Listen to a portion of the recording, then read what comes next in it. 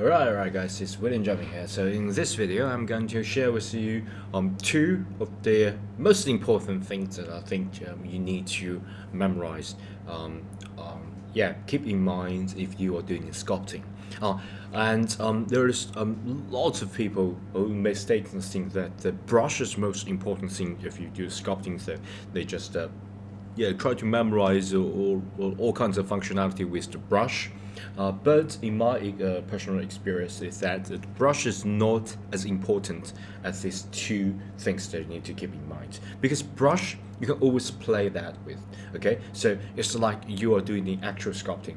I'm just using different technique. The brush is just a simulation of that technique. You don't need to worry about that. Because once you play around with it, you can get a hang of it, okay? But there's two things that are pretty important. That can't be just play around and you can understand it, okay? So you have to keep in mind is that if you're doing a sculpting, essentially you are play with the polygon, okay?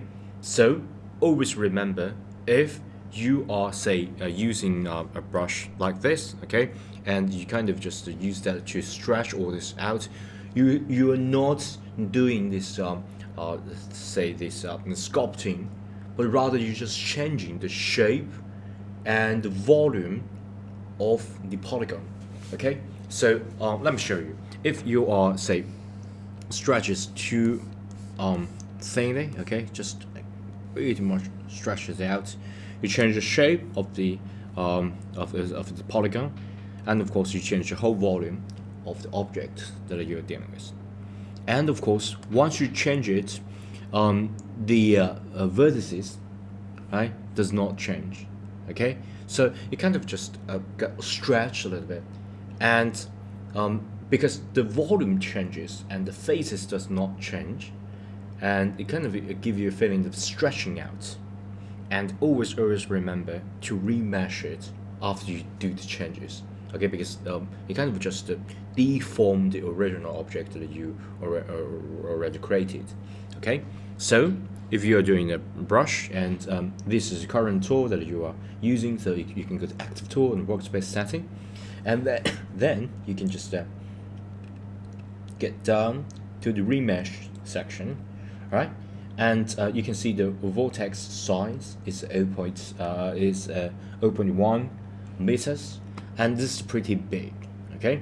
So that's the common a bug or mistake that beginner will encounter, is that they set the vortex size pretty big, and when they're using say something like the draw brush, okay, and it become pretty hard for you to draw it, because it kind of just bulge that a little bit, but not as as the name suggests, you draw, but just to bulge it, because the vortex size is pretty big, so you can't see the difference, okay? So let me just cancel all the changes and change the vortex size to something smaller, 0.01 for example. If I enter, nothing happens, but you can click the remesh or use the shortcut Control and R to do the remesh. And once you have done that, you will notice that if you just scroll it in, the faces seems to disappeared, okay, and smooth it a little bit. And if you are using this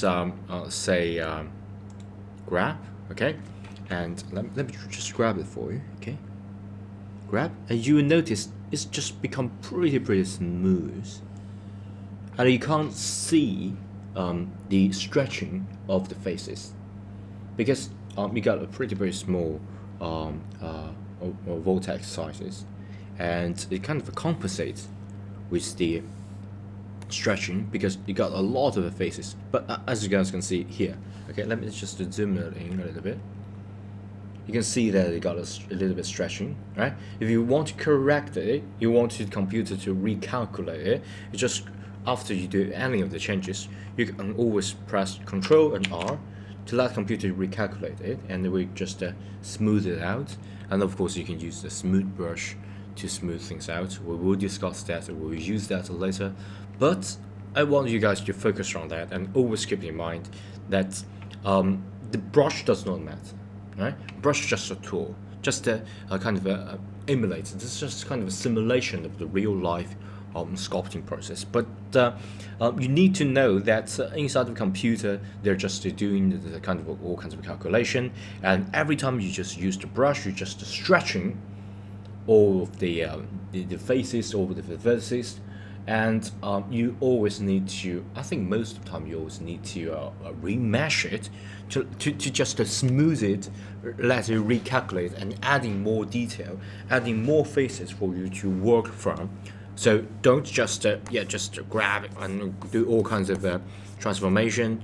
And for example, you want to draw it, of course you can draw it. You can draw it out or draw it in. Of course, you can always do all kinds of things. And for example, if you're holding control, you can even draw it in. If you're not holding, you just bulge it out. Okay, you can do all kinds of things, but always remember, after you've done that, you want everything to go smooth. For example, if I just draw, let me just draw it in, okay? And yeah, so you can kind of get a stretch. So Control and R to do this remesh and just get pretty smooth. Okay, always remember to recalculate that, to remesh it. You can just manually click here, or just use the shortcut Control and R, right? This is the first thing you need to keep in mind. The second thing is, whatever brush that you're using, right? You need to constantly changing the brush size as well as the strength of the brush. So let me show you. Okay, so if you are just say draw something here, right? This is a pretty big size and using the medium strength right now. But what if I want something fine tuning? Okay, so I'm going to press F, and meantime I'm not going to click my mouse or click my stylus pen, but rather just hover over it, okay, until I find the right size and click it and change it. So say I want to draw something, say William Jamin, which is my YouTube and Twitter, all kinds of social media handle. Okay, you can draw that, and this is obviously pretty cool because you change the size of it. Alright, so pretty simple, right? So yeah, essentially you just click F. When you are using any of the brushes, you always remember that you can change the size of the brush. And if some brushes, the effect of this brush is not as you expected, the first thing you come to mind is just change the size of the brush. For example, if you want to draw and just huge bunch on your objects, clearly you need to make the kind of brush tip a little smaller.